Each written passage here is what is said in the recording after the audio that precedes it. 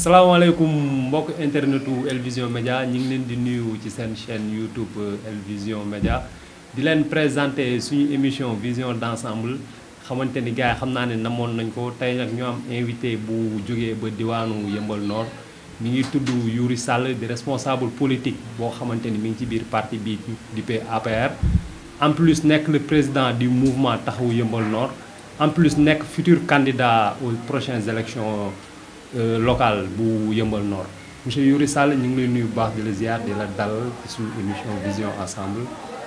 maa ngi lay fay Sidi Seck maa ngi nuyu aussi les abonnés de El Vision di nuyu sama communauté sama commune di Yeumbeul Nord di nuyu aussi l'ensemble des membres yi nekk di suivre à travers les réseaux sociaux émission bi di vision d'ensemble di rafetlu bu baax invitation bi di jégalu bu baax par rapport ak sama retard.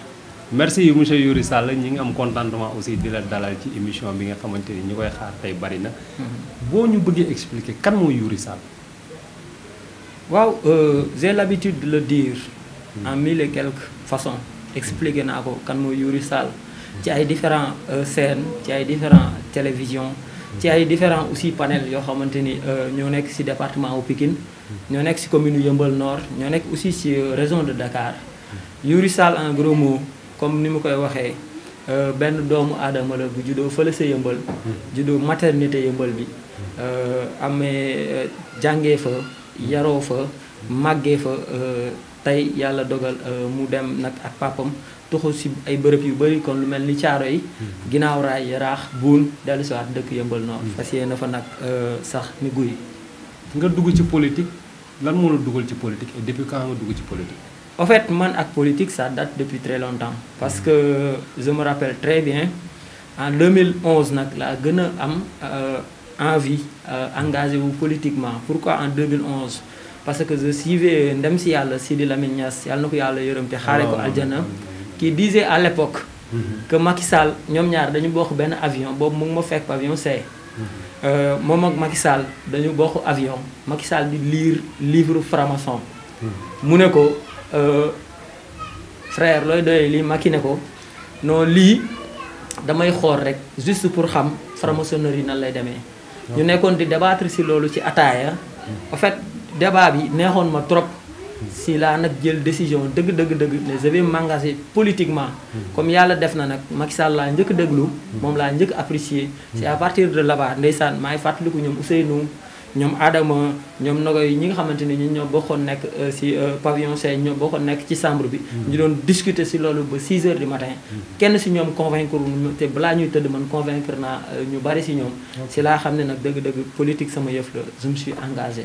ok kon donc moom noonu la duggee ci politique loolu mu gis ci Macky Sall mais tey actuellement loolu nga gisoon ci Macky Sall en 2011 ak lu nga gis ci moom nii en 2020 jusqu'à présent loolu noonu satisfaire na la ba léegi ou bien. en fait l'homme que j'ai connu qui est le président Macky Sall aujourd'hui qui est mon président et qui n'était pas avant un président qui était tout simplement un opposant bi nga xamante ni dafa doon yóotu nguur gi nekkoon di campagne jamono jooju noonu ci campagne médiatique c'est-à-dire dem ci rajo yi ci télévision yi comme man ni mu koy defee nii di waxtaan ak ñi nga xamante ni ñoom ñoo yor scène yu mag yi juste pour jàllale fa message am. j'avais eu de la chance déglu ko j'avais eu de la chance aussi déglu li nga xamante ni moom moo nekk projet am nekk programme am à l'époque. moom nag ku xam Macky xam ne bi muy ut nguur gi dafa bokkoon ak ñu bari di utandoo ak moom nguur gi. yàlla bi mu demee ba dénk ko nguur gi certes am na programme mais après dañoo jëmmal beneen programme boo xamante ni c'était pas lui mais c'était le Benno Bokk Yaakaar qui était le plan Sénégal émergent ñu jëloon programme moom associé ko ak li nga xamante ni moom la Benno tënkoon ñu boole lépp mu nekk programme bi tey moom la Sénégalais nekk di exécuter jox ko moom mu jiite ko. ok donc ci biir loolu ñu faloon ko premier tour. premier mandat. en 2012. ba 2019 mu dem de 2019 ñu jëm ci 2024 ñu ne Macky Sall jeexal na mandaam am ñu ne deseel na ko benn mandat yow Macky Sall day poser 3e mandat wala fii lay en tout cas li ma am ci li may wax ci loolu en fait man yàlla dafa dogal campagne yi Macky Sall def yëpp fii la ma fekk campagne yi Macky Sall def yëpp dama si engagé wu à 100%, dama battre campagne ak ñi nga xamante ne mooy parti bi responsable yu mag yi. fi ñu ma nee dem fa nga ànd ak ñi campagne ak loolu dem naa foofu ànd naa ak ñooñu campagne te bu résultat bi génnee c'était satisfaisant, c'est-à-dire ñoom dañu kontaanoon ci loolu man aussi ma kontaan si loolu. ñu jamono jooju noonu li ñu doon campagner ba tey j'espère bien que le président Macky Sall changé wu si un iota. Pourquoi je dis changé wu si un iota mooy dañu newoon à l'époque Macky Sall dafa ne en 2019 bii mooy sama premier mandat. En 2019. En 2019, campagne 2019. Je ne parle pas du référendum, je ne parle pas de législatif, ni des élections municipales. Moi, je parle des élections présidentielles. Le président avait bien dit, moi, c'est mon premier mandat. Je ne suis pas un constitutionnaliste. Je ne suis pas aussi maîtriser mon droit. Mais, Macky Sall, il y a ce qu'il a dit. C'est mon premier mandat. Quand on dit premier mandat, c'est-à-dire référendum yi am na benn kii bu ñu fa voté. mooy nul ne peut faire plus de 2 mandats de 5 ans consécutifs. Non amul 5 ans de. d'accord loolu noonu. pas du tout d'accord. non dinañ dem ba mu yàgg ci kanam. dinañ d'accord ci ay termes yu bari. mais li ma la bëgg 2 mandats la wax. non 2 mandats. loolu point. y a pas de 5 ans, y a pas de 7 ans. non man yàlla dogal na. référendum yi bokkoon naa ci ñi ñu tànn. wax leen nañu dugg ci ay zones pour sensibiliser Sénégalais yi pour ñu comprendre 15 points yu ñu nar a voté benn par benn pour lan la. c'est-à-dire quand je dis ça. dañu ne nul ne peut faire plus de 2 mandats de 5 ans. 2 mandats consécutifs. Attends monsieur le maire am na foo xam du fa am. mais je suis d'accord. gis nga 2 mandats de 5 ans bi 2 mandats consécutifs bi ngay wax. loolu ci détail bi la ñëw. mais li ma la bëgg a expliquer. mooy nul ne peut faire 2 mandats, nul ne peut faire 3 mandats, nul ne peut faire 1 mandat. Man le président que j'ai connu qui est le président Macky Sall. Pourquoi j'ai dit si suba. ni le président Macky Sall il est historique. C'est-à-dire boo xoolee président Macky Sall depuis boobu ba tey. depuis 2012 de nos jours. toujours dafay marqué empreinte am ci fenn. man gëm-gëm bi ma am. mooy le président soxlawul une 3e mandat. non ba léegi tontu woo ma ci question bi mu bëgg nga tontu. question Macky Sall day dem 3e mandat yow accordé nga loolu wala accordé. non ma question va droit dans ce sens. oui la ou non. non Sidi ma question va droit dans ce sens. dama ne président Macky Sall. soxlawul 3e mandat. non waaw léegi nag conseil constitutionnel mun na ko ne. vous êtes apte à présenter. pour une 3e mandat mu ne leen. yow da ngay d'accord ci loolu non mais man je suis un sénégalais. te dafa am ci loo xamante ni dañ ko bind ñu ñëpp teg ko fi tënku ci. mooy la constitution. ay charte la yoo xamante ni moo ñu tënk. jël 7 magistrats dénk leen ko. est-ce que su boobaa Macky Sall du def waxet bu présenter au 3e mandat. non ma ne la je te l'ai dit tout à l'heure nee naa la Sidi Macky Sall soxlawul une quelconque 3e mandat. c'est pour ça ma ne leen démb. dama bëgg toujours ngeen di suivre sama compte Facebook. su fekkente ni posé na 3e candidature. ku soxlawul nooy posé wee. non dama ne dama bëgg ngeen may suivre sama page Facebook. ak sama compte Facebook dama ne. le président Macky Sall il est historique. pourquoi je dis il est historique loolu tooguma nii rek. toog sama bureau clim bi tiim ma lekk ay pomme ay banana ba suur désert ne le président il est historique. c'est-à-dire ay cote la. ok nous sommes dans le TIC. c'est-à-dire là il est historique. non mais il est historique depuis boobu ba tey président Macky Sall il est le seul président boo xamante ne dans les 552 communes. dans les 47 et quelques départements du Sénégal dans les 14 régions foo dem am na lu mu fa def. il est historique benn loolu mooy beneen bi mooy le président Macky Sall ñun li ñu doon gis à l'extérieur. c'est-à-dire dans les occidentaux loolu tey da nga ko fiy gis. comme lan da nga doon gis métro fële dafa la doon jaaxal mu ne la dama ko fiy indi. c'est le TER le train express régional waa ñi dëkkee ci alimentaire bi suñu ko déggee duñu la mere. lan la ñuy mere. je pense que tey TER bi mën nañ sax buruxlaale dugaale ci wàllum inondation. TER bi tax na ñu bari jënd nañ seen ay kër sonal na leen. te TER bi est-ce que Sénégal fi mu toll nii est-ce que TER bi priorité la pour yenn Sénégalais. parce que je pense que train bi fi nekkoon muy PTB petit. train bleu banlieue bi fi nekkoon. ay ambulants ci doon dugg. ay manœuvre ay maçon ay menuisier. sama classe bi et où est la différence passe 200 francs. mais bii nee nañ la ticket bi de 1500 la commencé. 1500 mooy Dakar Diamniadio. est-ce que ñooñu noonu kuy fayeeku tey bon salaire u 100 000 francs est-ce que kooku priorité la ci moom. mu dugg terre. Non mais ce que je ne peux pas comprendre. nga jégal ma tuuti ah mooy Sidi. comment on peut dire que terre. dafay ñëw le 1er mars. opposants sénégalais yi toog ci télé yi ne du ñëw. tey histoire non may ma tey histoire jox na leen raison léegi pourquoi bu ñu newee prix bi dañ ko fixé à partir de 1500 ñu bëgg gëm loolu ñoom dañoo bëgg gëm li nga xamante ni. non prix bi ministre bi moo ko wax. non mais ministre bi moo waxoon ne terre bi day commencé daw le 1er. ah kon d'accord nga ne li ministre bi non c'est-à-dire dama la bëgg c'est-à-dire. yow da nga bëgg a démentir ministre bi non c'est-à-dire dama la bëgg wax ni la ni il peut y avoir beaucoup de changements par rapport au tarif par rapport aussi ak li nga xamante ni moom la engagement gouvernement bi jëloon par rapport ak mettre en œuvre terre bi muy jógee de Dakar à Diamniadio. On avait prévu que le terre sera sur terre de telle date. Aujourd'hui tel n'est plus le cas. On avait fixé que prix ñu ngi commencé à partir de 1000 14 janvier la waxoon. Non, on avait fixé que les prix se commençaient en 1200. Aujourd'hui mais le coût mën na réduire par rapport ak chute bi nga xamante ni Covid 19 mu ngi ko fi def. est-ce que terre priorité la ci Sénégal. terre priorité la pourquoi ma ne terre priorité la. yow di nga dugg ci terre. non mais attendez Sidi man tey j'ai quitté à Dakar à 17h. et je suis arrivé là à 21h. c'est-à-dire terre priorité la pourquoi terre bu amoon tey du ma jël du ma yéeg oto di rang sama bopp ci bouchon bu ma romb non non. terre laay jël mu wàccee ma fii à même pas de 15 minutes 20 minutes ma egg fii ci plateau bi. te ni ma tardé noonu la sama morom yu bari tardé noonu. ok Youri Sall ban poste la yor biir APR. bu mu yor c'est un peu wax dëgg yàlla c'est un peu privé. waaw parce que wax naa ko l'autre jour moo tax ma ne damay partager des fois lu bari ci sama page Facebook wala compte loo xam ne dëgg la ci man. en 2024 yàggatul dara. dinaa wax man ban poste laa doon occupé ci APR ak lan laa doon def dëgg mais actuellement nii je ne peux partager point li nga xamante ni moom laa yor comme rôle ci biir APR. est-ce que nekkoo RG. non RG au-delà mais ñun ñëpp mënuñu nekk ay RG mais li ma la bëgg a xamal rek ni la bés dina ñëw incha allah dinaa partager sama position bu fekkee. kon pour l'instant poste bi nga gérer top secret la quoi bu fekkee renouveler wuñu ko. bu fekkee renouveler wuñu ko. incha allahu rabi dinaa partager li nga xamante ni moom mooy sama. mais dooñu ko may en exclusivité parce que dafa am ñu bëri ñoo xamante ni. nee nañ Youri Sall du responsable APR.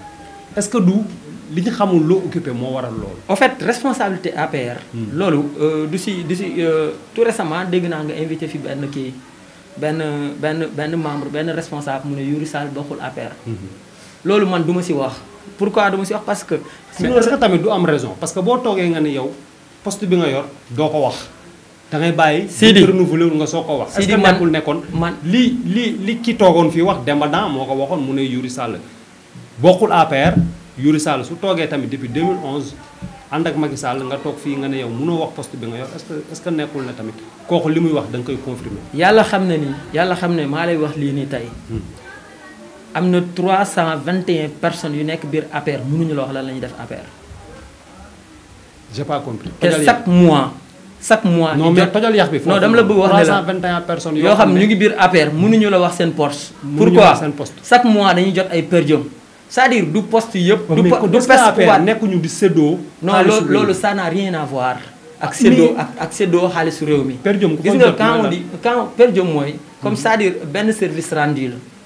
Sidi ban service la ñuy Sidi yow comme journaliste nga. nga waroon invité présentateur la waaw présentateur nga waroon invité. comme ku mel ni tey Sidi Ka Alioune Diop wala Abdou Samoura. nga yónni ma ci seen zone mooy Daaru ma enquêté si ñoom ñëw fournir la ay information loolu du renseignement. non mais attends c'est-à-dire lépp mënul nekk ay renseignement li ma bëgg nga comprendre ko rek mooy APR wóolu nañu. tey ñoom gis nañ ko ak seen bët. fépp foo xamante ne ndaje la boo xamante ne APR moo ko coiffé. ñun on est au sein.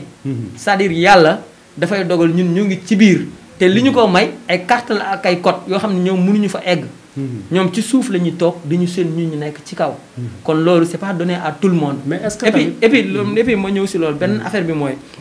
Demba Dan maa koy nuyu de passage. dafa dugg biir APR commencé di jàppale c'est-à-dire APR Pikine. dafa ñëw dugg ci APR Yëmbal. di nekk ci wetu maire di ko jàppale. on a demandé monsieur le maire Daouda ne ko lan ngay doyee Demba Dan mu ne c'est pour les sales boulots. Demba Dan il faut mu comprendre dëgg lan moo tax maire épinglé ko ci biir APR c'est pour juste mu def li nga xam moom la doon def PDS mooy les sales boulots. Ah bon? nit ku nekk non mais si nit ku nekk am na lu ñu lay doyee. li ñu lay doyee nag loolu rek nga mën a def après nga dem xooli ji leneen. j'espère que ñu ngi jàppale APR bu baax parce que Demba Naan def na fa acte boo xam ne yow defoo ko maire boobu muy jàppale defu ko. mooy ban acte Demba Naan risqué na laay fam parce que fekk na waa ñoo lànk di réunion mu jógee ba yëmbal dem ba fekk leen Liberté 6 tas seen réunion yaakaar naa loolu noonu. benn responsable APR def. non non ce que vous avez pas compris. waaw kon jàppale ma ndax mooy Sidi ñun dafa am loo xamante ne dañu ko jàngal en politique. dañuy def ay séminaires yu dul jeex. Radisson King Fahd Méridien résidence Mamoun dañuy dem foo xalaat lagon foo xalaat dañu fay invité. ñu fay passer toute une journée ñu ñuy jàngal qu'est-ce que c'est la politique. kan mooy opposant Sénégal kan ngay tontu kan ngay wax lii kan ngay wax loolu. musuma ko dégg ci benn forme école parti boo xamante ni ñu ngi koy jàng au sein de l'APR. li ma bëgg mu xam moom. ñun am na loo xamante ni moom la ñu nampatalee te moom la ñu xeexee ba jot ci nguur gi. te incha allahu rabi moom la ñuy xeexee aussi ba réaliser li nga xamante ni mooy suñu programme. loolu moom mu def noonu loolu ça n'engage que lui. ok ça n'engage que lui. politique bi PDS doon mëne ak politique bi APR di mëne c'est diamétralement opposé. amul benn membre APR c'est-à-dire loolu. c'est juste une crise de buzz. boo xamante ni bëggoon na ko maa ngi ñu ngi koy remercier si loolu noonu mais lu ko ci fekkoon. non attends moom la. mais yow soo toogee nga ni ñi ngi remercier Demba Naan ci acte boobu mu def. mais ñu ngi koy remercier ko war a condamner ci loolu ah. c'est-à-dire est-ce que suba lii nga encouragé nii maanaam acte bi mu def jógee fii dem ba fële. non li may remercier wu ma acte bi. ah kon lan ngay c'est pas fond bi remercier wu ma fond bi forme bi laay remercier. forme bi mooy forme bi ak fond bi non attends forme bi ak fond bi bokkul. forme bi. mooy attaque bi mu def non forme bi mooy li mu jóg. dem ne damay jàppale président du ma nangu kenn xeex ko loolu mooy forme. fond bi mooy dem fekk leen ñu tëju si biir véranda muy xëcc bunt bi di yëngal di leen saaga loolu mooy fond. loolu rafetluwuma ko mais forme bi mooy maa ngi jóg dem du ma seetaan nit di def conférence de presse di saaga le président loolu laa rafetlu mais parce que soo nee léegi-léegi Demba Naan dañ ko récupérer pour mu def ay sale boulot. waaw mais c'est ça le sale boulot après nga remercier waat ko ci. non dama laa ne forme bi laa magnifié mais fond bi rafetluwuma ko te ànduma ko te on a reçu d'énormes formations ci gonflement numérique négatif gonflement numérique positif amul fenn fu ñu jàngalee ni dañoo war a fekk kii wax ñu déstabiliser ko lu ñu jàngal mooy démocratie et en démocratie tout le monde est libre d'exprimer ses pensées ainsi de suite te ñooñu noonu doon wax mooy waa FRAPP seen xalaat la ñuy wax yow bu fekkee yow dangaa gëm ni ci un programme yow dangaa gëm ni ñoom li ñuy wax fii Sénégal te yow fii Sénégal nga nii mais tontu leen par loolu mooy gonflement numérique négatif tontu leen ak par gonflement numérique positif ainsi de suite c'est-à-dire ñun loolu lañ ñu jàngal jàngal luñ ñu ñuy affronter kenn jàngal lu ñu ñuy dóorante kenn jàngal lu ñu ainsi de suite ñuy def affaire yu mel noonu d'accord c'est-à-dire côté boobu noonu laay waxee d'accord amul problème xam naa dinañ gën a xuus ci loolu noonu balaa temps bi du ñu tënk bu baax gis nañ le président Macky Sall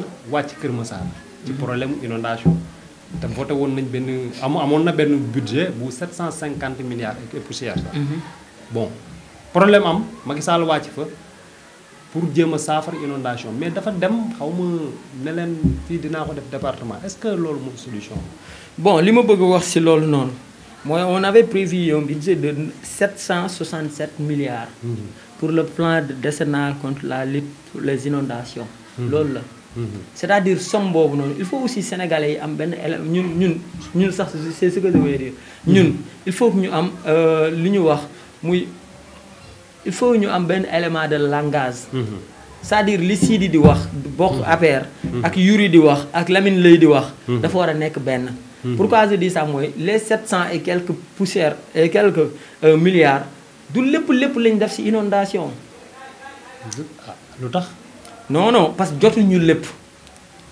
certes am na lu ñu ci def mais motul 760 et quelques milliards ñaata lañ ci def motul sax xaaj bi ñaata lañ ci def waaw non loolu am na ministre am na DG boo xamante ni moom moo am à charge de ça dina publier tout récemment parce que li nga xamante ni moom lañ def pour la lutte contre les inondations Pape Gorgui Ndong nee na def nañ ci 156 milliards ça dépasse loolu dépassé na ko dépassé na loolu dépassé na ko 2 fois mais kon est-ce que tamit jotul ñun les responsables. Mais Pape Gorgui donc il est bien informé. Parce que bokk nañu ci ay panel yu bari yoo xam ne ça concerne le gouvernement. li ma bëgg wax ci Pape Gorgui mooy est-ce que waxul ni def nañ ko ci région de Dakar. mais bu fekkee dafa wax li nga xamante ni moom moo couvrir territoire national bi ça dépasse au-delà de 150 et quelques milliards. bon au total li mu wax. nee na dépensé nañ presque 195 milliards. Au total, c'est Sénégal, parmi les, dans les 14 régions et les 500, non, ça dépasse. Donc, si nous avons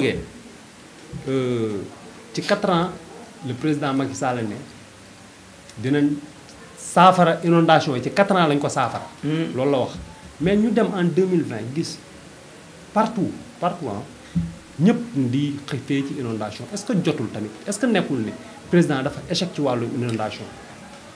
Bon, moi je dis pas de faire échec. Pourquoi je dis échec? Si affaire inondation, il y a une mainmise. C'est-à-dire que je comprendre cette inondation. Moi, le président, engagement que nous avons au début, avec le programme que nous avons au début pour l'inondation, vous faites un programme pour mettre en œuvre, le Sénégal a fin de inondation. La faute à qui?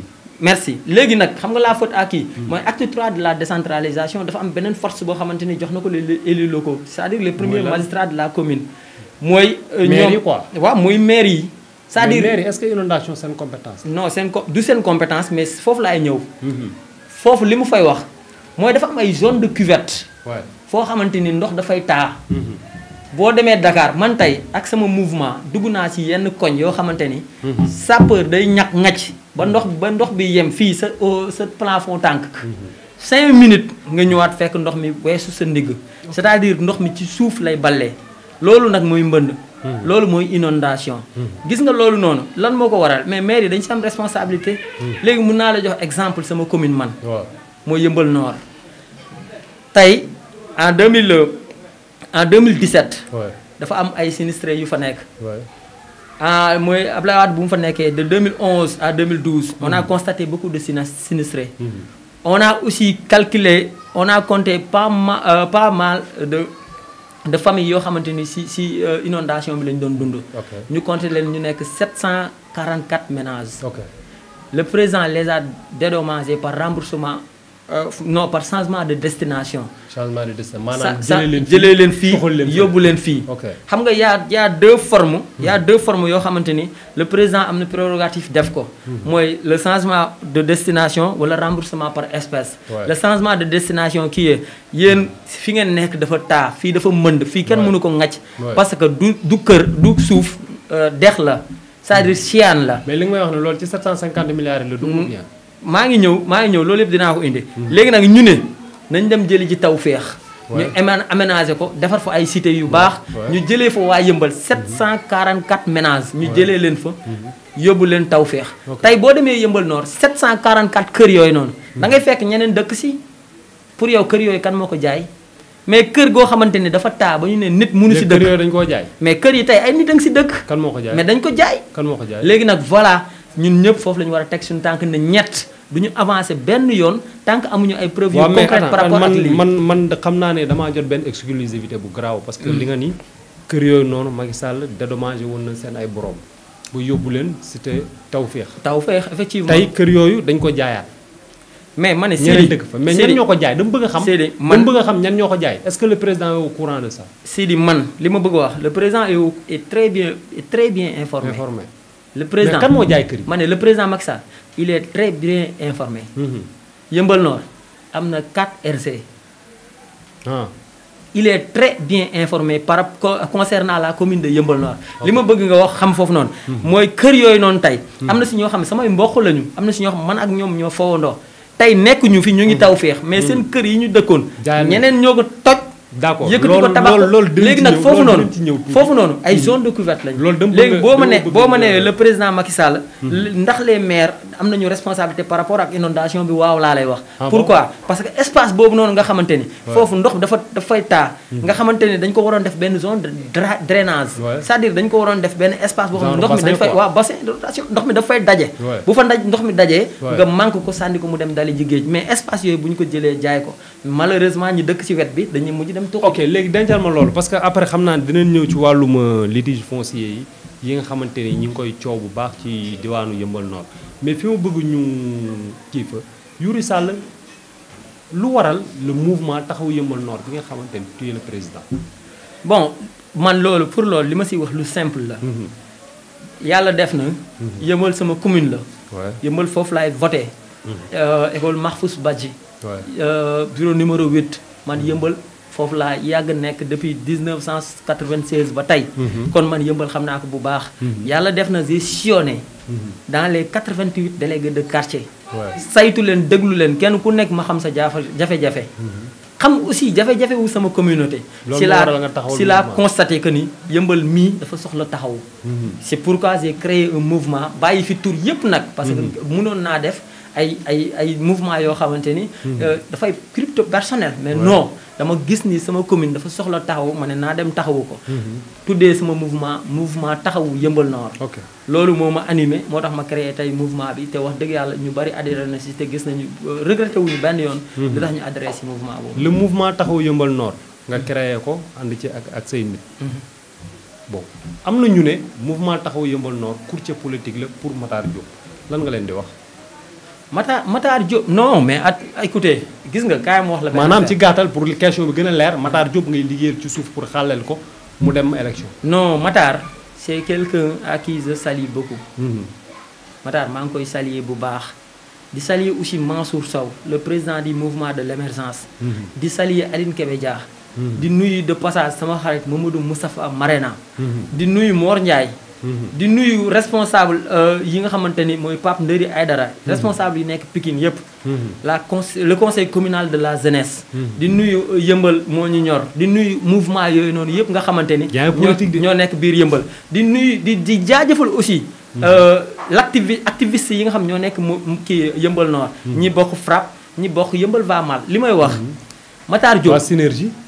effectivement waa Synergie. Daouda Ndiaye. je suis désolé mais mënuma bañ a mooy fii lim fii laay fanaan. mais Daouda Ndiaye da nga ko war a lim je suis en parfaite collaboration avec ñooñu noonu ñëpp. ok li may wax si loolu. mooy Matar Diop non gis nga kii Sidi man ak yow si on parle très sincèrement. mooy demal nga xool rencontre yi nga xam ne APR moo ko coiffé yëpp. rencontre yi nga xamante ne. APR ñoo ko coiffé yëpp. nga jéggal ma ci message bi. Baaliya TV mu ngi fa. rencontre yëpp fekkee na ko. demal nga saytu nga xool nga visionné image yëpp. Daouda bu jëlee micro. responsable yu nekk ci base bi yëpp da leen tudd man daf may tëgg. loolu nag moom nga koy laaj parce que moom defu ko léegi nag man comme moom defu ko man je me suis senti que man je dérange. moo tax man wax dëgg yàlla comme loolu la bëgg dama ko si noppal. nekk di ko lim muy rus loolu du ma ci fekk du ma ko sax rusloo ci côté boobu nag. d'accord damay mujj passé à xam naa dinañ ñëwaat leneen li ma bëgg wax. taxaw yëmbal Nord lu ko waral. leneen li ma bëgg wax non vous m'avez posé question sur Matar Diop. d'accord Matar Diop ni ma ko jegewee. noonu laa jegee Mansour Sow dañuy déggante tout le temps. noonu laa jegee Aline Kébé Dia dañuy déggante tout le temps noonu laa jegee Mor Ndiaye noonu laa jegee leader politique yi nekk yëmbal Matar Diop amoo ko kenn. amuma benn lien boo xamante ne amuma ko ñeneen ñi. liggéeyoo Matar Diop non Matar Diop man ak moom liggéeyuñu. Matar lenn la ñu bokk ñu ñaar. xam nga mooy lan. mooy l'ambition de changer la commune de Yeumbeul Nord. de faire la commune de Yeumbeul Nord une commune émergente. su Matar Diop nekkee candidat nga nekk candidat nan lay demee amul dara lu mu yàq. en fait gis nga candidature bu Yeumbeul Nord. man je pense bien que tey on compte plus de 17 candidats yoo xam ne ñu ngi. biir biir APR 6 candidats ñoo fa nekk.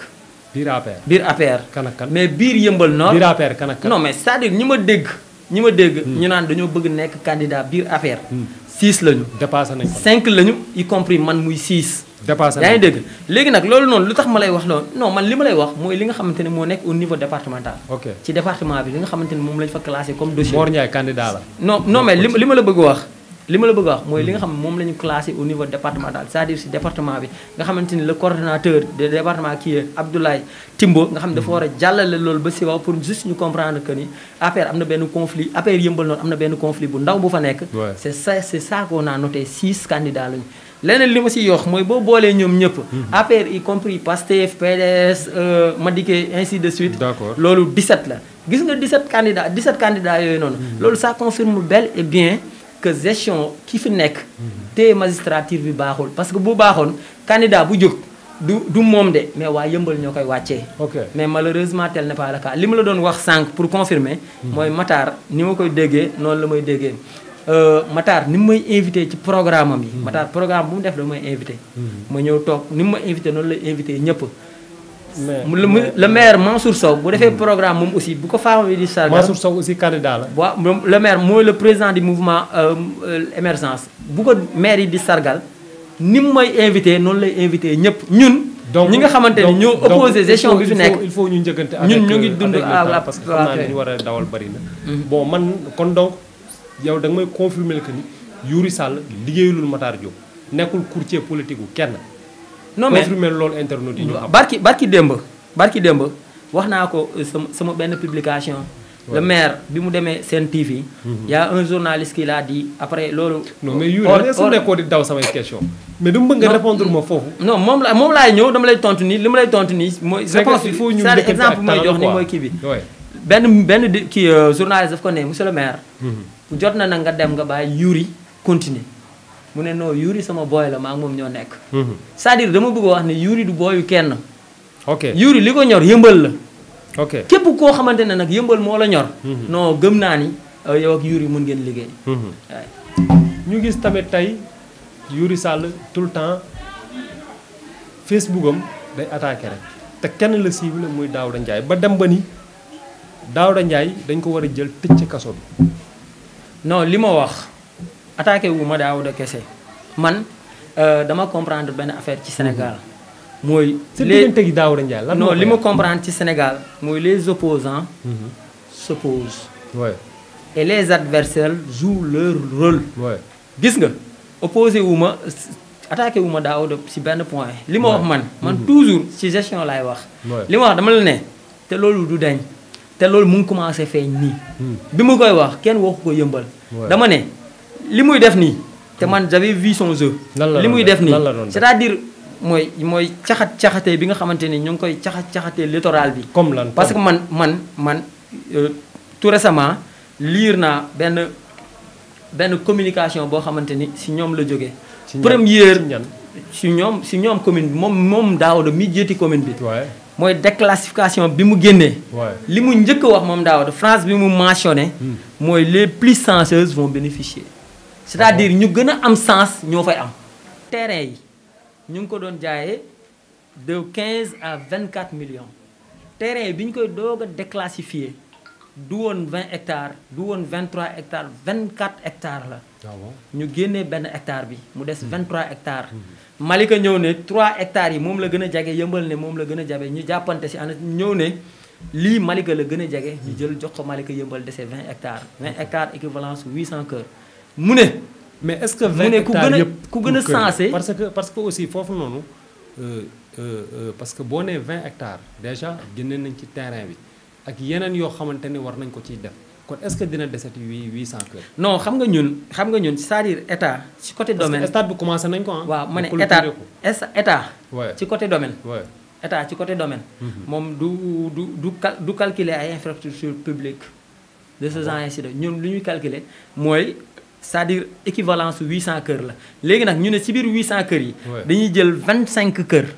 mooy 25 parcelles. ñu def ko benn terrain communal. te damay dégg gars yi naan stade du stade terrain communal la. waaw dañuy jël comme équivalence 30 wala 40 kër ñu def ko benn stade communal. mais 30 40 kër loolu tuutiwul ci stade tamit. dañuy jël non mooy loolu laa lay wax sànq du stade. mais terrain communal la beneen affaire bi mooy dañuy jël aussi. benn espace kon ñu ne jël nañu parcelle 43 44. ñu def ko maison de la femme. jël nañ parcelle 57 51. ñu def ko siège conseil communal de la jeunesse ainsi de suite. bëgg naa comprendre bu baax li ngay wax nii en connaissance de cause la ou bien contraire Daouda Ndiaye moo tax nga koy wax. non man nag yàlla dafa def. man bu may toog yëmbal. naan yëmbal déclassifié nañ loolu kenn waxagu ko yëmbal. bi may toog naan yëmbal am na 700 et quelques maisons abandonnées par les sinistrés kenn waxagu ko yëmbal.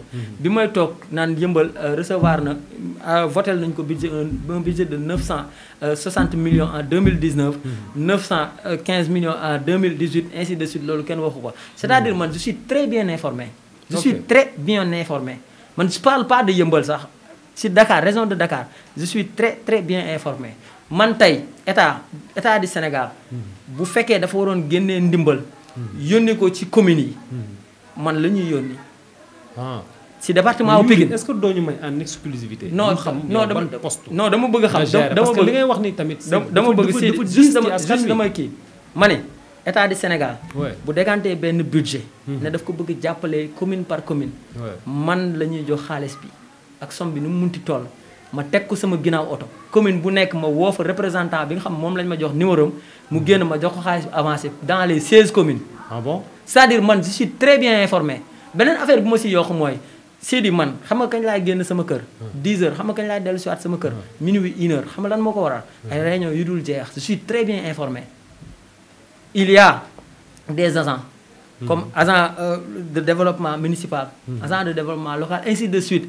yoo xamante ni ñoom ñoo couvrir kii mairie yi ak seen compétence ñoom ñoo couvrir mairie yi ak seen budget yi nga xam ñu ngi leen di voter c'est-à-dire man soxlawuma sax pour woo benn conseil pour wax ne ko jox ma budget 2019 wala 2018. lan ak lan lañ ci def donc yow si je comprends yow li am biir Yeumbeul Nord yëpp mi ngi sa loxo nga téye. Yeumbeul Nord est-ce que tey en tant que yow responsable. en tant que tamit un jeune nekk biir Yeumbeul Nord di militer biir APR est-ce que jotul tey nga xool nu justice mën a duggee biir Yeumbeul Nord comme li ngay wax ni su fekkee ne am nga ci ay preuve yu leer ñu leeral terrain yi nga xam ne déjà 750 maisons yi nga wax abandonné yi jaay nañ ko gàddaay tamit kër yi jaay nañ ko de 15 à 24 millions est-ce que jotul yow nga saisir justice. xam nga mu ñëw biir Yeumbeul Nord. xam nga Sidi def kii su fekkee ne li ngay wax am nga ci preuve. xam nga Sidi benn jour wax naa ko bu ma samp ndënd invité ma ne leen opposants yi nekk fii. man bu ma nekkoon ñoom c'est-à-dire. bu ñu occupé woon place bu ma occupé woon place bu ñu occupé ñoom. Daouda dama koy tëj loolu wax naa ko fii. yow mën nga tëj Daouda mais je suis mal waaw mun naa ko. parce que pour 3 raisons. Khalifa Sall dañ ko tëjoon. pour lan surfacturation yow xam nga yaa ngi soxla non may ma ñëw dama lay expliquer Khalifa Sall dañ ko fi tëj pour lan surfacturation Daouda def na ay surfacturation yu dul jeex. am nga ci preuve yu leer. preuve yoo xamante ne bu ñu la ne woon yuuri kaay nga génnee preuve yi leneen li ma siy dolli leneen li ma siy dolli Lamine Diédhiou bi nekkoon suñu maire fii nii dañ ko fiy jàllale ay yoon yu dul jeex pour affaire foncière mais Daouda am na ay problème foncière yu mu def yu bari yoo xamante ni yoon mën na ko ci fekk c'est-à-dire dama bëgg wax man est-ce que loolu nekkul sa président déedéet man li ma bëgg wax man je suis très mal placé pour dem naan damay yóbbu Daouda si man li ma mën si Daouda mooy jëlee ko fi teg fi keneen koo xamante ni dafa bëgg dëgg Yeumbeul te dara du si fekk Daouda pourquoi parce que sama dëkkandoo la benn ñaar man ak ay raxam ay magam ñun ñooy foo man li ma mën mooy woo Daouda conseiller ko ne ko yoon bi nga jël baaxul Daouda def na fi changement de destination c'est-à-dire état may ñul espace bii ne nañ fi def dispensaire nga ñëw suba fekk espace boobu ñu def ay kër mais loolu lañ tëjee xam naa ne bu ñu toppee sa diggante ak Daouda du jeex beneen am na yeneen yoo xamante ni askan wi soxla nañ ko xam ci jamono jii nii ci commune Yeumbeul Nord commune Yeumbeul Nord nekk na ci inondation ñu gis le maire Daouda Ndiaye comme ni nga koy waxee génn sur le terrain jël ay moto pompe wàcc mais tey Youri Sall lan moo nekkoon taxawaayam moom ak mouvement. en fait xam nga lan nga xamul dama koy faral di wax ñu bari gis nga inondation yi ngay gis nii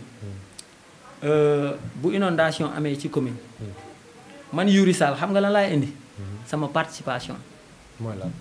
c'est-à-dire voilà les sinistrés ñi ñooy sinistrés yi nga xam ñoo nekk zone Darou ñi ñooy sinistrés yi nekk zone Marin ma dem fekk ji leen fi ñu nekk ne dëgg-dëgg li leen dal métti na maa ngi koy naqarlu yëkkati lii ne leen am leen maa leen jàppale ci lii mais mënuma fa indi benn solution mais moom mi nga xamante ni moo jiite commune mooy Daouda Ndiaye moom moo war a indi ay solution par rapport ak problème yi sinistrés yi di dund man li ma mën na indi participation et participation maa ngi koy def politique dafa am xew Yeumbeul mooy que nit ñi comme moom sax laay wax dafay dem si espace yi nga xam ne moom la sinistré yi nekk toog fa di photo wu gauche di photo wu droite comme loolu noonu ay monument la yoo xamante ni ça mérite ñu prendre fa ay pause ainsi de suite ànd ak ay laudateurs yoo xamante ni waxuñu ko dëgg man li may def je le fais en restreinte c'est-à-dire damay bàyyi ba guddi ma waaxu ba si nga ki nga xamante ni mbënd la def déjà constaté naa 24 quartiers yoo xamante ni dañoo nekk si mbënd ay sama xarit yoo xam ne tey seen kër yi seen néeg yi dafa taa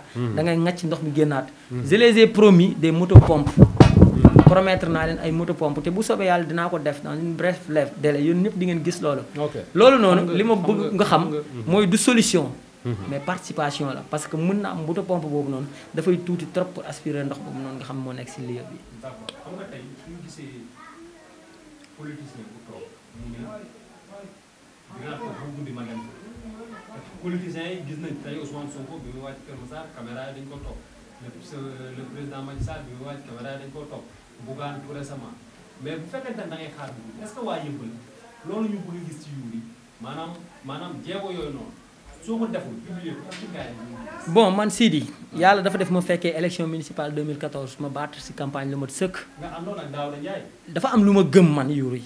xam nga lan laa gëm. mooy maire yàlla moo koy joxe. man loolu laa gëm. c'est-à-dire gëmuma ni damaa war a fotowu ci ay lieu pour nit ñi waa Yeumbeul xam ne yuuree ngi liggéey affaire yi man gis nga bu ma demee ci benn kër fekk fa waa kër gi nekk si coono bu metti billaahi ma yëkkati lu ma am bokk ko ak ñoom gis nga ñaan yi ñu may ñaanal foofu rek automatiquement man je me sens déjà maire. gis nga li ma bëgg gars yi comprendre foofu mooy maire yàlla moo koy joxe man gëm-gëm boobu laa yor et c'est ma philosophie te dama koo gëm te moom laay dundee c'est-à-dire j'ai pas besoin de la jugement des autres dëgg la nag ñoo nekk c'est normal kenn ku si nekk xam keneen ki lan lay dundee mais bés bu ñu yeewoo dinañ dégg ni yuuri jàmbaar la yuuri ngand la te duñu xam lu yuuri def fekk li yuuri def guddi da ko def. yuuri est-ce que yuuri am na doole biir Yeumbeul Nord maanaam un leader biir Yeumbeul Nord parce que am na sa page Facebook fu ma gis kenn kan mooy yuuri biir Yeumbeul Nord est-ce que yuuri am na doole boobu yuuri dafa mel ni biir Alou Ba ñaax Daaru Salaam si rek la yuuri xam nga. bon loolu tontu bi nekkoon na le président de l'ASC Bissau bi ñu leen di nuyuwaale au passage. non loolu tontu bi ma siy def c'est très facile kan mooy yuuri ba xam yuuri am na doole biir Yeumbeul dëgg xoolal du ma nekk di utiliser loolu ñooñu di utiliser noonu seen côté yooyu noonu naan nul n'est prophète ce soit déedéet. loolu dama koy esquiver c'est-à-dire man li ma bëgg nit ñi gëm ko mooy ñëpp mënuñu ma xam. ñëpp ñi dëkk biir Yeumbeul ñëpp mënuñu ma xam déjà ñi dëkk biir Yeumbeul am na ñoo xam ne xamuñu maire bi non loolu du jeex Sidi am na da ngay gis biir Yeumbeul non dama la ne Yeumbeul dama non ma ñëw Sidi Yeumbeul am na ñoo xamante ne et je prends le ciel en témoin may ma ñëw ma ne dama ne biir Yeumbeul am na ñoo xam bu ñu rombee maire mënuñu la wax kii mooy maire c'est-à-dire nit ñi mënuñu leen xam ñëpp mais li ma bëgg nit ñi comprendre ak ki dugg sama page Facebook naan kan mooy yuuri mais kooku mën na ma xam à 100 pour cent parce que tamit man léegi-léegi damay déglu ay conseil municipal yoo xam ne si commune bi lañ nekk génn télé naan ñun xamuñu yuuri te doo leen di déggee ñuy wax sama tur da ngay dégg muy wax turu yuuri correct li gis naa waa Kogère yuuri bi mu ñëwee dañ ko bloqué ci port bi bëri loolu nag parce que nee nañu responsable xamuñu daa ñëw ñu bloqué ko ci port ba à la fin Lamine Lay la ñu wax ni moo ko woo lan ngay tontu ñoom. non mais loolu amul. non loolu amul. organisation COSER bi mu doon def biir Yeumbeul du yuuri la ñu bloqué Dior la ñu bloqué Dior Ndiaye invité nga ko fii. te loolu xam naa ne xam nga ko bu baax les vidéos sont là. Dior Ndiaye la ñu bloqué ci bunt bi man déjà j'étais man maa ngi woon si biir. Dior la ñu bloqué ne du dugg le coordinateur Moussa Sow ne tant que Dior duggul du dugg c'est-à-dire loolu moo indi woon altercation yi nekkoon foofu noonu jàppante coow yu sew yi day dem du dem day am du am loolu la woon c'était pas Yuri nit du ko bloqué Yeumbeul parce que Yuri ne travaille pas pour les responsables qui sont à Yeumbeul Yuri travaille pour le président Macky Sall et le président est très conscient de cela mais comme ñoom amu benn mentor biir APR non man le direct ak le président Macky Sall le président Macky Sall le président Macky Sall tamit am na ñoo xamante ni moom lañ ñooñu lañ ñu dénk ñooñu ñuy liggéey ak ñooñu di liggéey ak le président non loolu c'est très récent loolu waa leneen li ma siy wax mooy Sidi dégg naa léegi nga ne président Macky Sall bu la investirul la ma la koy wax li ma la waxoon sànq laa lay waxaat man damaa gëm ni maire yàlla moo koy def nit du président Macky Sall ñii daw naan président Macky Sall na ma investir ñii daw naan diw na ma investir maire il faut ñu am benn gëm-gëm am benn philosophie mooy maire yàlla moo koy def nit waaw maire yàlla moo koy def nit mais am na fooy jaar parce que toogoo sa kër rek ne dépense yàlla moo koy jox nit da ngay xëy taal sa oto dem ba Dakar toog sa bureau liggéey. Sidi man li ma def mun nañu ko conseiller comme xëy. maa ngi ñëw c'est-à-dire xam nga tamit soo toogee fii li ma wax loolu daf may xaw a jaaxal parce que tey APR nga nekk fa responsable ngeen am presque 6 candidats yoo xamante ni kenn xamagul kan la ñuy investir. su la bu Macky Sall investir nan ngay def. xoolal gis nga Sidi am na loo xamante ni wax si am na loo xam ne wax si yàqamti la mooy lii gis nga ginaar non non may ma ñëw rek gis nga ginaar Sidi non mais attends ma ñëw rek Sidi donc Yuri jàkkaarloo ak internet ngeen leen su leen Macky Sall dama la ne nan ngay def non dama ne li may wax lu très simple la et compréhensif mooy ginaar cet moo ko bàyyi ci suuf am na laaf am na lépp mais mënul naaw c'est-à-dire ça on le garde pour nous loolu dama koy garder pour man gis nga li ma bëgg nga comprendre nit ñëpp comprendre ko mooy que Yuri Sall man y a quelque chose qui importe peu c'est moi mooy Yuri nekk maire Matar nekk maire Mansour Sow nekk maire Mor nekk maire Aline Kébé Dia nekk maire Pape Ndëri nekk maire loolu man li ma gëm mooy Yeumbeul dafa nekk ci jafe-jafe képp koo xamante ni gëm nañ ni mun na ko saafara nañ ko jiital ànd ak moom dem liggéey pour jël la magistrature communale. may na la yan Daouda Ndiaye ngeen yarandoo ensemble magandoo ensemble dëkk ensemble ba sax am ngeen ay lien parental maire bi jóge biir Alloba Niakh dem Yeumbeul Nord jóge ci yow. non mais man ak daa non attends kaay ma wax la benn affaire mais yow pourquoi nga génne si Daouda. non parce que limoo ko. non mais c'est-à-dire xoolal gis nga ñàkk lim man ak ñàkk lim Daouda loolu jógewul ci man. loolu war naa la ko sànq Sidi c'est-à-dire xam nga. ci sa exemple laa la relancer waat même question. Sidi dama la Sidi xoolal yàlla xam na ni man personnellement laa lay wax nii awma benn problème ak Daouda lenn rek moo non si amuñu benn problème ban problème la ñu am man ak Daouda non ban problème la ñu am. parce que soo taxawee tey mosuma gis sa page Facebook nga taxaw remercier Daouda Ndiaye léegi nuyu nga responsable politique yi am biir Yeumbeul Nord rek nuyu nga Daouda Ndiaye moom laa lay wax yaa ngi jéem a Sidi réeral nit ñi may ma expliquer non dama lay expliquer nga comprendre pour internet yi aussi mën a comprendre man ak Daouda amuñu benn problème man ak Daouda laax amuñu benn problème mais man ak gestion Daouda Ndiaye ñoo am problème li ma la bëgg a xamal foofu noonu mooy non may ma rek ma ñëw Sidi waaw mais xoolal d'accord bu la neexee li ma bëgg nga comprendre mooy aw ma benn xaar ma yàlla ak moom mais li ma bëgg nga comprendre mooy gestion am moom man ak gestion am ñoo am problème te moom moo jiite gestion bi mënul ñàkk ñu bañ ko tudd si loolu leneen li mooy lim bi ngay wax ci Daouda Ndiaye dama la ne commencé wul ci man du ma lim moom moo tax man bëgguma koo lim di ko rusloo dama koy yombalal affaire bi waaw man ak Daouda ñu toog comme non mais attends Sidi yow xam nga li nga xamul mooy man ak Daouda ñoo bokk koñ dañuy daje dañuy waxtaan dañuy tooñante dañuy foo dañuy kaf comme ni ma koy defee ak ñëpp on n'a pas de problème nous mais si on n'a pas de problème ban 16am gis nga nag 16 Daouda boobu noonu nga xam mooy la magistrature communale man 16 bi bu ma ko bëggee c'est juste parce que damaa jàpp ni Yeumbeul dafa am problème 16 bi bu ma ko bëggee c'est juste pour le titre loolu mooy beneen bi mooy Daouda fi mu toog noonu ëppuma salaire man personnellement ëppuma salaire parce que salaire u maire xam naa ko loolu mooy beneen bi mooy li mu mën a jëlee ci kii magistrature am bu fekkee jaar na ci yoon waruma ëppale dara waaye loolu laa bëgg nga comprendre ko ñeneen ñi aussi comprendre ko waaw man bëgguma place am parce que damaa bëgg place am nii dama bëgg place am parce que li may promettre waa taxawu Yeumbeul Nord waa taxawu Yeumbeul Nord promettre mu leen dara dama leen di ñaax suñu nañu gën a jàpp parce que wax dëgg yàlla mooy mouvement bu gën a dynamique mooy mouvement bu gën a organisé ci Yeumbeul parce que am nañu ay lu leen di boole bés bu yàlla sàkk mooy ay thème du jour am na aussi lu leen boole mooy fougue de jeunesse bi coûte que coûte réaliser li nga xamante ni mooy seen bëgg-bëgg coûte que coûte jëmmal wala jaay seen projet waa Yeumbeul Nord bëgg nañu dem affronter waa terrain bi bëgg nañu dem aussi affronter nit ñi ak seen jafe-jafe c'est-à-dire cette choix de vouloir émerger la commune de Yeumbeul Nord loolu moom ça me fait grandir te li ma leen di ñaax mooy ñu gën a jàpp gën a booloo xool trouver ay solution par rapport ak loolu si loolu laa leen di invité si loolu laa leen di ñaax mais du ma leen promettre dara quoi. xam nga benn conseil boo am biir Gadaye boo xam ne maire moo ko benn conseil boobu mooy sama dernière question conseil non non gis nga Sidi Sidi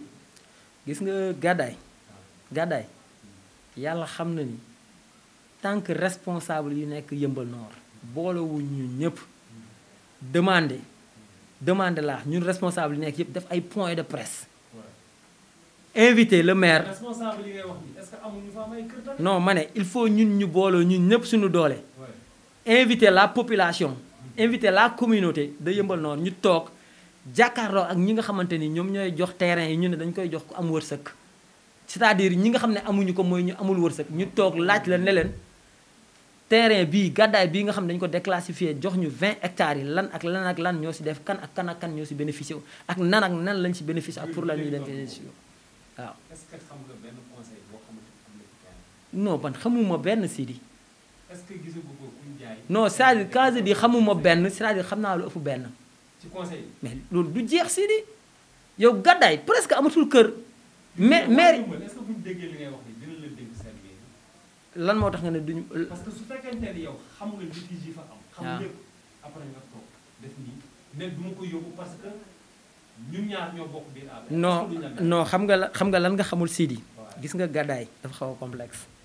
mais lan moo ci non dama lay expliquer rek Gadaye dañ ko jël jox ko waa Yeumbeul ne leen pour ñi nga xamante ni dañoo am jafe-jafe seen kër ni mu nekkee baaxul nañ leen procéder ay changement de destination ñu jëlee leen fi indi leen fi parce que kër goo munti am Yeumbeul Gadaye moo gën a seer loolu mooy benn ñu jëlaat Gadaye ne c'est-à-dire site yi nga xamante ni wala organisation yi nga xamante ni dañoo war a bénéficier wu ay terrain wala ay dañoo war a bénéficier wu ay maison de culture ainsi de suite ñu ne nañ leen si jox loolu moom moo indi Gadaye léegi nag Gadaye tey le maire bu ko neexee comme ni mu koy defee mun na reeree ginaar c'est-à-dire soxna aawam sama xarit la nogay mun na ko toggal ginaar mu lekk ba suur ba biir bi fees tegalal ko ataaya bu am naanaa mun ko may naa la benn terrain Gadaye léegi nag may naa la benn terrain ñun xam lan lañu xaar ñun xam nga lan lañu xaar may na ko terrain ñun xam nga lan lañu xaar mu jox ko këyit c'est-à-dire loolu mooy preuve bu palpable te loolu man Sidi man ñaata terrain la am man soxlawuma terrain man personnellement soxlawuma terrain man ñaata terrain la am soxlawuma terrain wax naa la fi léegi ne la Sidi man maire bu ma koy yóotu mairie bi bu ma koy yóotu c'est parce que damaa gis sama communauté nekk ci jafe-jafe mairie bi bu ma koy yóotu c'est juste le titre mais yàlla xam na ni li may dépenser par jour li may de non pourtant loolu laa jiital dama la ne damay mairie bu ma koy yóotu mairie bi mais non mais waxuma pour le dama la ne mairie bi bu ma koy yuutu c'est parce que dama gis ni sama communauté dafa nekk ci jafe-jafe c'est-à-dire loolu mooy développement foofu lay jóge beneen bi mooy taxawu Yeumbeul Nord am na programme bu solide boo xamante ne taxawu 88 la tudd boo xam ne taxawu 88 la tudd taxawu 88 kii di taxawu 88 di taxawu Yeumbeul Nord parce que Yeumbeul Nord 88 quartier la am léegi nag point par point ñun suñu avantage xam nga lan la tooguñu rek rëdd ay kii programme non dañoo dem ci quartier par quartier laaj leen lan mooy seen jafe-jafe ñu wax ñu ko ñu ne lan mooy solution ñu jox ñu seen solution ñu comparé ko ak suñu solution yi ñu am jàpp ni lii mooy solution bu war a mën a saafara jafe-jafe kii xam nga programme Sidi non xam nga programme nekkul loo xamante ni dañ koy partager en public programme non yow loolu yaa am ko gën a xam programme lu ñuy téye la bàyyi élection ñëw nga ñëw ne nit ñi lii laa am comme programme waaw pourquoi waa Yeumbeul Nord mun naa ni plateau bi sax mën nga leen di campagne santé fii la sooxee ci biir Yeumbeul Nord ut naa solution bi wàllum njàng fii la sooxee lii laa leen promettre infrastructure lii inondation yii nii yow tey soo nekkoon maire Yeumbeul lan nga leen mun a ban solution nga ci am mais xanaa yooyu tamit inondation gis nga inondation bi nga xamante ne mooy actualité nekk Yeumbeul lenn mooy meilleure solution parce que inondation Yeumbeul Nord ciblé nañ ko xam nañ zone yu inondé am nañu espace bu mag bu ñu le président jox mooy déclassification bu gàddaay bi ñi nga xamante ni ñoom ñoo dëkk ci yoon bi nañ leen procéder ay changement de destination ñu jël seen kër yóbbu leen gàddaay ba pare jël seen kër ay jaay ko bàyyi ñun ñu continuer di yëmbal mooy actualité non moom mooy actualité yëmbal tout le monde en parle beneen affaire bi mooy Sidi côté éducation yëmbal ñun ñëpp xam nañ dafa sooxe maire benn yoon lay participer ci éducation yëmbal benn yoon mooy à chaque ouverture mu ñëw may leen ay cahier pare na ci non mais c'est-à-dire gis nga ay élèves ay étudiants dañ leen di gunge c'est-à-dire mooy durée scolaire bi yëpp da nga leen di gunge mais loolu yow bourse kii bourse loolu quota la non dama la bëgg wax ne la bourse loolu Sidi non xoolal quand vous dites bu fekkee da nga ne Daouda a beaucoup fait à yëmbal dama leen naan phrase boobu baaxul reformuler ko bu fekkee da nga ne Daouda a fait quelque chose à yëmbal dama leen naan waaw tu as parfaitement raison wax nga dëgg non c'est-à-dire def na mënul bañ a def loolu mënul nekk xam nga wax naa benn jour ne Sidi non xam nga man la moo tax du ma lan moo tax lan moo ma si boole mais loolu yaakaar la nit far nga ko ba taay mu tas sa yaakaar loolu ñun ñëpp loolu fii lañu fekk beneen affaire bi mu lay wax mooy Sidi man le train qui vient à l'heure ne m'intéresse pas Daouda liggéey na loolu intéressé wu ma xamul lu tax dafa war a liggéey man li ma gëm mooy li ma ñàkk gëm mooy mu bañ a liggéey c'est-à-dire man loolu lay corriger moo tax man la sàng le train qui vient à l'heure ne m'intéresse pas beneen affaire bi mooy noonu bon maa ngi saluer waa yëmbal yëpp essence bi metti woon na trop parce que tamit am na question yu bari yu ma fi doon xaar mais comme ñu ma ñëpp di def rek ku ma invité si Daouda lay wax affaire dafa ma naqari trop mais aw ma beneen choix que de répondre vos questions mais nag c'est-à-dire ciblé woon naa ay points d'actualité yu bari yoo xamante ne waroon nañu ko mën a échanger mais comme on parle de yëmbal aussi c'est très normal qu'on parle de la première magistrate de la commune ak failles yi nga xamante ne def na ko fa. parce que tamit ñun li ñu gën a intéressé. wax nañ ci actualité wax nañ ci inondation yeeg 750 milliards yeeg. mais ça reste de la mais tey candidat nga. war fi toogal yëmbal n'est-ce pas. wax nañ ci wàllu Macky Sall wax nañ ci li nga décidé maanaam poste yi nga. dafa des ci départementalisation de la commune de Kër Massar c'est-à-dire loolu bëggoon naa ñu xuus ki non daw lu tax ma bëggoon lu tax ma bëggoon ñu xuus si non lu tax ma bëggoon ñu xuus si mooy les Sénégalais n'ont pas compris comprendre nañu forme bi mooy président nee na dafa bëgg def Kër Massar mu nekk département mais fond bi mooy président par décret lay defee Kër Massar mu nekk département léegi nag bu koy def mu nekk département moom président mun na ko tuddee nu ko neex bu ko neexee mu def département day ñaay jël Kër Massar Malika yëmbal Sud yëmbal Nord bu ko neexee bu ko neexee non attends ma ñëw rek damay leeral tuuti rek. est-ce que le président Macky Sall pour dem def ko département moo ko yóbbuwoon wala pour dem xool inondation yi. mais attends président ñun ñëpp xam nañu ni fii ak le 31 mars mooy élection yi yii di ñëw 31 mars 2021 def fi Kër Massar département xaju fi parce que day changer lu bari ci cursus électoral bi non damay ñëw rek c'est-à-dire dafa soxla ay études gis nga bien avant loolu.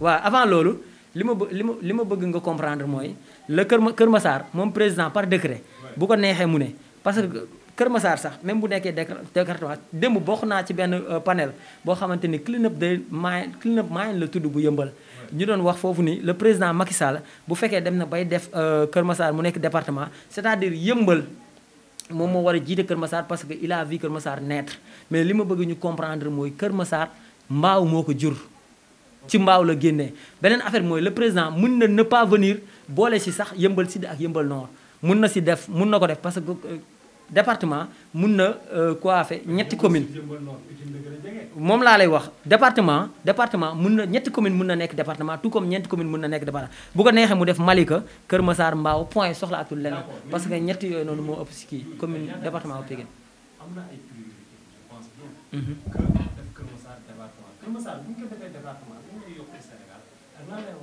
non Sidi nag yaa ngi def fausse route pourquoi waaw non li may expliquer si loolu mooy commune nga def ko département dafa am lu bëri loo xam daf koy privilégié bu ñu defee commune département mooy demal nga dund ak sa bopp c'est-à-dire yow dépendroto si benn dépendroto si benn département Kër Massar tey bu ñu ko defee département soxlaatul muy xaar Pikine pour muy régler problème inondation moom ci boppam moom mooy def face ak problème inondation moo koy régler boppam dafay am doole ci plan économique ñaata la séddale ñaata pompe la séddale ñaata kick la séddale leneen li lii laa leen di wax yéen affaire am na ku ma invité woon aussi wax nañ ci loolu pour quelle raison bu sénégalais nekkee ci jafe-jafe rek ceeb la ceeb diwlin non Sidi man waxuma ceeb diwlin de pompe laa lay wax ñaata moo de pompe est-ce que loolu mooy solution non dama ne ñaata pompe non mais loolu mooy solution bi non daar mooy solution nañu pompe ndox bi ba mu jeex ñu xool nan la ñuy defaree canalisation yi c'est-à-dire loolu laay wax pour que ça bi ñu ko defee mu nekk département doole boobu lay am day am doole économie am doole sociale te loolu bu ko amee soxlaatul pour xaar benn département pour liggéeyal boppam dina mën defal boppam loolu mën na saafara bu baax jafe-jafe bi nga xamante ni moom la Kër Massar di dund di mbënd. kon donc yow jàpp nga ni le président Macky Sall il a bien fait il a très bien fait. ah bon il a un pôle de communication extraordinaire. ci nga bokk. man bokkuma ci pôle de communication Macky Sall parce que loolu noonu wax dëgg yàlla ça dépasse au-delà de mes compétences mais li ma bëgg mooy wax dëgg yàlla egg na ci samay attentes lii laa doon xaar si moom moo tax ma le président il est très historique li des nag mooy 3e mandat l'histoire nous donnera raison. Sénégalais ki ñu mere Kër Massar jour boobu waa Kër Massar wane nañ ko c'est pas le président Macky Sall. mais ñu gis ay seen maire yi seen responsable affaire yi dem dajaloo Kër Massar comme si que dañuy imiter. moom laa la wax loolu laa la wax Sidi wax naa la ko sànq wax naa la ko non wax naa la ko sànq. Macky Sall dafa ne damay ñëw Kër Massar mais dimbali leen ma ngir yàlla soxlawuma benn ndaje ñoom ñu jël waxi Macky Sall teg ko fële dajaloo ñëw. dégg naa sa maire Daouda Ndiaye dañ ko humilier. waaw non mais loolu mooy benn la si humiliation yi ñu ko humilier ñaata yoon lañ ko humilier ba pare boo xoolee même si image am yi moom image am yi. quand c'est Daouda Ndiaye il frappe. non mais attends boo xoolee image am yi boo xoolee man bi ma xoolee image am yi damaa ruus ñi ko doon saaga démb ak barki démb tey ñoo nekk si ginnaawam. ñun waa zone Daaru nga xam ne kenn xamu ko woon en 2013 ñun ñoo ko porté teg ko fii. non mais moom xoolal image yi tu verras non may ma rek ma ñëw may non damay expliquer ma ne en 2013 en 2013 Ousmane Ka maa di Yuri Ousmane Ka benn responsable politique la parti Rewmi la nekkoon parti Karim Wade la nekkoon moo ma ne Yuri gis nga ñun zone Daaru fii ku fi nekk maire ñoo la fal nañu fexe ñu am suñu maire bopp à l'époque c'était lui seul qui disait vouloir être le maire de la commune de Yeumbeul Nord kenn xamu ko on l'a porté ici zone Daaru teg ko yëkkati ko ba Yeumbeul dem ne leen kii mooy Daouda day nekk maire dañ koy forcer pour mu nekk maire gis nga on a fait tout ça tey aujourd'hui c'est rien tey aujourd'hui c'est rien non loolu ah ñooñu ñoo ko porté non ñooñu ñoo ko porté non dama lay laaj ba xam ñooñu ñoo ko porté woon amee kon c'est bien Sidi bu fekkee noonu nga ko gisee man xam naa ñu ko porté woon en 2013 non man xam naa ñu ko porté woon en 2013 ñi nga wax ni ci lañ bokk mais bu ñu nekkee à 100 pour cent 98 pour cent yëpp frustré wu nañu dem nañ seen yoon te moom moo leen trahir.